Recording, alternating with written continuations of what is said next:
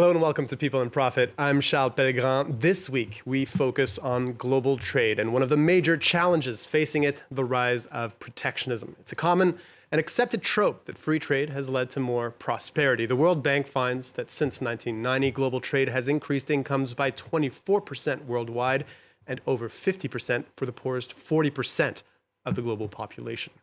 Yet, free trade, and another word that often accompanies it, globalisation, are frequent targets of criticism, both seen as eroding national sovereignty, taking away local jobs, and harming the environment, to list a few points.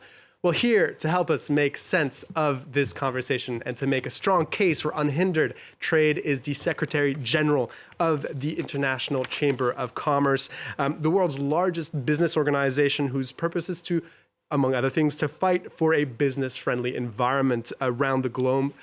John W.H. Denton, thank you so much for being with us on France 24. Jean, thanks very much for having me. It's great to be with you. It's great to be on France 24. I'm a fan, actually. Oh, fantastic. Yeah. Well, we're looking forward to hearing your insights. But before we get to our conversation, I'd like to set the stage here by focusing on one particular example that really illustrates how much the conversation has changed around free trade in just a few years. The US-China trade war. France 24's Brian Quinn shows us how this mutual slapping of import duties and restrictions between Washington and Beijing has managed to bring protectionism back into mainstream politics. This was number one, but this is the first of many. 2018, President Donald Trump fires the first shot of a U.S.-China trade war, slapping 25% tariffs on $34 billion worth of Chinese imports, including cars, computer components, and airplane parts. In particular with China, we're going to be doing a Section 301 trade action. If they charge us, we charge them the same thing. Beijing quickly retaliated with equivalent duties on $34 billion of American products, and the trade war would soon escalate, with U.S. tariffs hitting Chinese metals and Chinese tariffs targeting U.S. motorcycles, whiskey, and orange juice. A truce called by Trump and Xi Jinping at the 2018 G20 summit was based on China ramping up imports of U.S. goods to reduce the two countries' trade imbalance, but it wouldn't last. By 2020, there would be U.S. tariffs on $550 billion in Chinese goods and Chinese tariffs on $185 billion worth of U.S. goods. That January, another shot at a détente as a Phase 1 trade deal was signed. But while China relaxed some of its restrictions on U.S. goods, it didn't mean the end of the trade war. Nor would a new government in Washington, as the Biden administration maintained nearly all the Trump-era tariffs.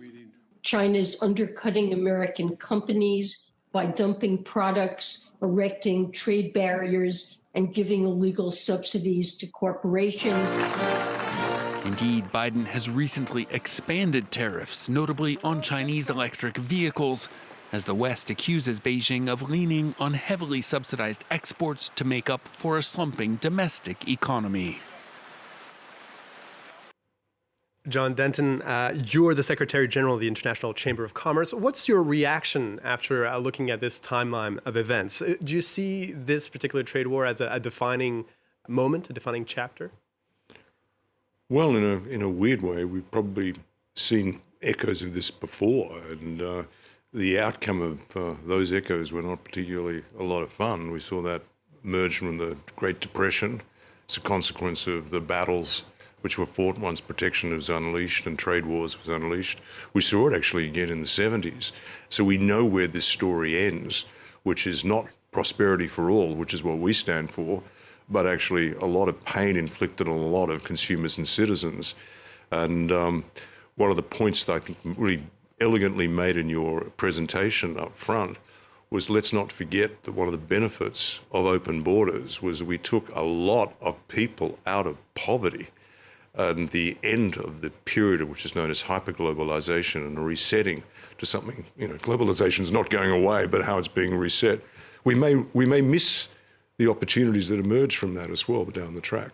But a couple of points I just want to make. First of all, with the International Chamber of Commerce, and I make this point because it's relevant to why we want to talk about these sorts of issues, we're in 170 countries. 70% of the ICC is actually in the global south. So we are at the heart of, I think, the inclusiveness which is necessary to actually maintain, I think, a proper engagement between advanced economies and the global south, because this distrust which is emerging is actually part of the problem here, coming out of some of the moves that have been taken in terms of protectionism. And another word that wasn't mentioned through here, but we're hearing more and more of, which is called industry policy, which doesn't always have trade-aligned or trade sympathetic outcomes. The other issue is that we ourselves, we actually enable $17.5 trillion worth of economic activity. The trade finance market of $10 trillion would not happen without the ICC. I say this because when you look at that economic activity, we actually account for 75% of global trade, actual what's going on. We enable that, and that's 25% of global GDP. So we are not an observer here. We're actually an active participant. So much about this discussion on protectionism or industrial policy could be about how to manage disputes between various trade partners. And there was an institution set up for that, the World Trade Organization, founded in 1995. That institution, to some extent, has failed. What went wrong there? What's happened? Well, let's be frank. This thing about the timeline, 1995, that WTA came into existence just as the internet went into the public domain. Now, that's an important point, because what we had not experienced then was the joining up of the internet with payment systems. We actually didn't have e-commerce. So the whole digital economy, which has emerged post-1995, was not governed by the rules that were established, or the playbook that was established by the WTO. And because of the nature of decision-making at the WTO, there has not been a successful upgrade of the rules to enable it to actually operate and provide what it could have provided for the digital economy. Now, that's an important issue, because that's one aspect we need to understand about the timing of this. The other, in a way, is that it was founded on two heroic assumptions, both of which were good assumptions, but perhaps a little ambitious. The first is that, yes, as you say in your opening, when you look at it on an aggregate basis, trade and open borders curated through the multilateral trading system have enabled people to improve their lives.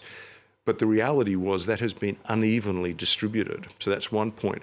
The second is that in opening the WTO and bringing accession to systemically important economies like China and others, there was an expectation that those economies would realign to the underlying market-based principles that support the creation of the WTO.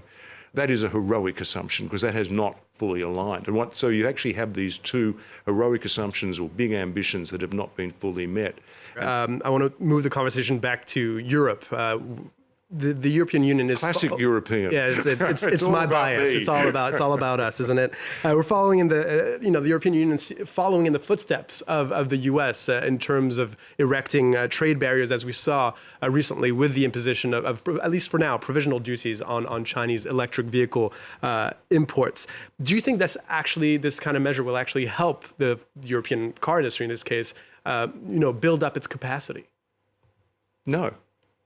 I know it's very bold to say that. In the long term, the interests of European consumers will be damaged by the building of protectionism. The issue really then will turn, what sort of industry policy do you need to support the development of innovation that will allow Europe to take leadership? That's where the focus should be. There's nothing wrong per se with industry policy, but industry policy which is based on protectionism, keeping people out to protect local businesses who can't compete, that does not lead to a good outcome for consumers and for citizens.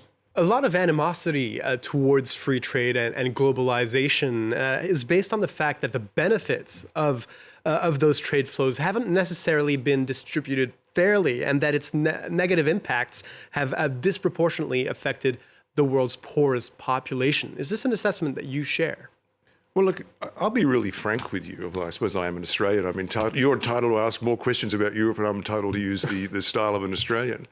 It's not the fault of the trading system or the multilateral trading system that the benefits have been unevenly distributed. It's a failure of public policy at a domestic level, that the actual governments did not support the transition required and support workers and their families in actually aligning themselves with the new realities. That is not the fault of the economic principles that underpin the multilateral trading system. That is the failure of public policy leadership and politicians in the jurisdictions in which that damage is being felt.